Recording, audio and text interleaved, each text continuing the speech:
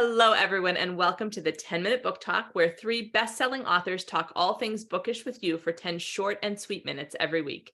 I'm your host today, Rachel Linden, and I'm joined by the lovely Marie Bostwick. Usually we are also joined by Katherine Reay, who is our third, but she is away on family business today. And so it is just the two of us, and we get the delight of chatting with Katherine Reay, Courtney Walsh, about her wonderful book, The Happy Life of Isadora Bentley. Can you hold it up? It's Sure. adorable. Oh, what a happy, and that just makes me happy. Such a fun cover, yes. It makes me feel like I know this is a book that's going to make me feel happy. So Courtney, can you tell us a little bit about the story? Basically, in a nutshell, the story is about a woman who discovers a list in a magazine that's 31 ways to be happy. And she is on the cusp of her 30th birthday and she's not feeling very happy. So she decides to test the list for herself. She gives herself a certain amount of time and she decides to work her way through the list throughout the course of the book. And it is a super clever concept. I love this book. I was really curious though, like, how did you decide on the 31 rules? Did you do like research and find lists? Did you make up your own list? And the other thing yes. No, this is a multi-part question. Oh, okay, two-parter. There's so much here. Okay. I also want to know of that, were there like some things on the list that affected you personally that you were like, you know what, I need to do that? Did it change you as a person too? So all that, I want to know all the things. Yeah. So yes, I did do research. I looked up, there's a list for everything now, and so it was fun to kind of go through different lists and see which things that you saw kind of repeat on several lists, and then kind of thinking from my own self, what are some things that I would like to put, like situations I would like to put her in.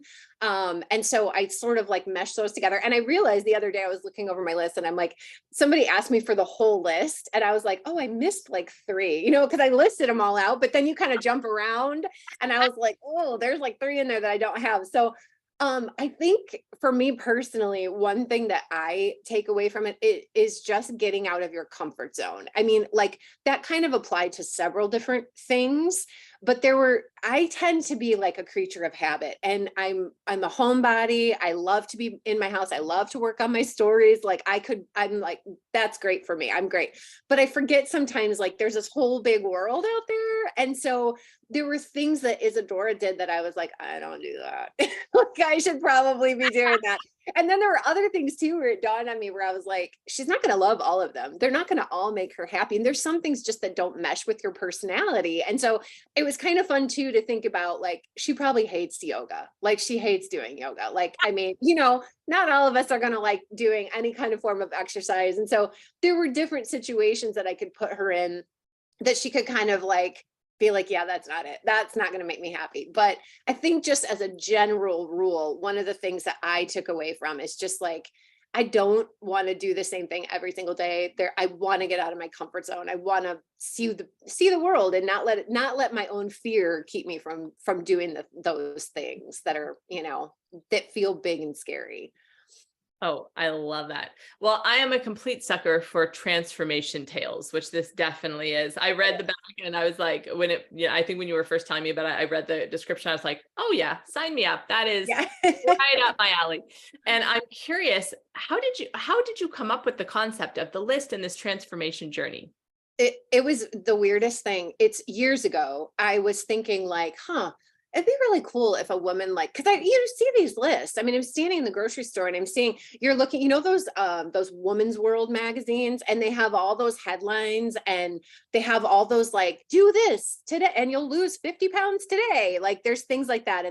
And so I thought like, I just like jumped into my head and I wrote it down on a note card, which is my really foolproof way of forgetting my story ideas. I like write them down and then like forget to keep track of them. And I swear to you, it was like years later, I found that note card when I was doing like laundry and cleaning, just cleaning off my kitchen counter and stuff. And and all it said on it was, a woman finds a list of 31 ways to be happy and decides to put it into practice. And at the time I was like, I didn't know who the woman was. I didn't know what kind of character it was going to be. And this character is really different from my normal characters that I've written before, but I think that's why I love her so much. She was just like super fun to explore. And I don't know, for once it was like, initially I got the idea and it sparked something, but I didn't have time to give it my full attention. And so when I was cleaning and I found it again, I was like, wait a minute, I kind of love this idea. And so then from there, it just kind of, you know how that happens where the idea just kind of snowballs, and then I couldn't stop thinking about it. So it was fun to kind of build the character around it. But that was where it started, was just that one idea of like, what if you actually did everything and chronicled it? Because, you know, like in Julie and Julia, that movie where she's like, I'm going to cook my way through this cookbook. I'm like, I wonder how many people do that, where they read these stories and they're like, I'm going to actually try that. I'm going to try all these things and see what happens. So I thought it would be kind of fascinating. I mean, I'd love to do it myself and just record it and see how I do with it. It'll be fun to see what the mail is like. So you brought up Isadora. I do want to talk, what a great character. So again, a multi-pronged question for me. A, how did she come to you? Like, where did you know, like, how did she show up in your imagination? And B, what is because she's really different. So what is your favorite quality about her? It's so funny because I don't know where she came from. She jumped into my head, and I write very similar, like I've written characters that are very similar to me, like different aspects of my own personality. Yeah, and she's not, she's socially awkward. I like consider myself sort of like an ambivert, like an extroverted introvert. So I get rejuvenated being by myself, but I'm not so socially awkward. And I loved the idea of making this character who just didn't quite fit. You know, she doesn't quite fit. And I think I work with kids and teenagers, and I see kids like this, and you know, there's so much going on in their head, especially the ones that they're so smart and they have all these thoughts and these great thoughts. And I really love the idea of making a really blunt character, because I'm constantly biting my tongue. I never, you know what I mean? It's like, no, like, no, but she just kind of says things because everything's really black and white for her. And so once I started to think of that, I just sort of leaned into all the different ways the ways that she's different from me. And I mean, that was when she really came to life. And I think my favorite part about her is her bluntness, because when you're not that kind of person, it's sort of freeing to write a character who just says what they think. And I've written characters like that before, but they're always like older and they really don't care what people think of them, which is also not me. And I love the idea of making somebody who's just, you know, this is my heroine, and she just does it like she sees it, you know? And I was like, oh, that's so, like, I wish it could be more like that. I learned a lot from Isadora. I love that. Love it. That's really fun. Well, I'm curious, when a reader picks up your book, finishes the story, closes the last page, closes the back cover, what do you want them to be walking away with? What's the message that you hope they can get from it? Well, I really want them to, I feel like writing is about entertaining and about enjoyment and about just helping people forget, you know, what's going on in their own life for a while. I think there's so much value in that. And I think one of the coolest things I've had readers say is like, I wrote down all 31 ways, or all the ways, because there's not 31 of them. And they say, you know, I want to try this. And I think if they can walk away thinking, you know, what do I want to do in my own life to be happier? Like, what can I do to be happier? That, I think, was something I didn't really expect, but would be so cool to me if people felt like, you know what, I'm going to do some of those things, and I'm going to try to get out of my comfort zone a little bit, because I want to see what happens when I do that. Because I really do think you just take a different approach sometimes, and it like opens up a whole different world. And I love the idea of readers being inspired to do something like that just because they read a story.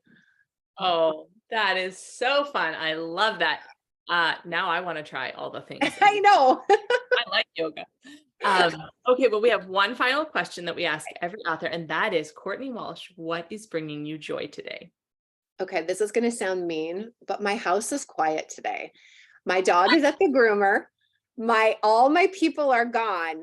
And I'm like, I feel like I could walk around and talk to myself in my house all day with my coffee. And that is making me very happy today. No, every woman in America can get that as well. I know. When my kids were little and they would go to summer camp, I'd be like, yes, I love them and I'll miss them, but exactly. I can't miss them if they don't leave. Yeah. So. Yes, There's It's just something important. about it where it's like, it's quiet in my house. Like, I don't even know what to do with myself right now. That's a delicious feeling. It Yes, is. all of us are all moms everywhere. Like, yes, we see you, Courtney. Yeah, Well, thank you so much, Courtney. Can you hold up your beautiful book for Yes, one for more sure. second? Everybody, if you are looking for fun tips about how to be happy or a great story of transformation, good summer read, just a delightful novel, pick up The Happy Life of Isadora Bentley right now. And I know that you're going to enjoy it and probably pick up some tips and tricks for your own life. So thank you, Courtney, for being with us. Thank you. Thank you all for listening and watching, and join us next week for more 10-minute book talk fun. We'll see you next week. Bye, guys.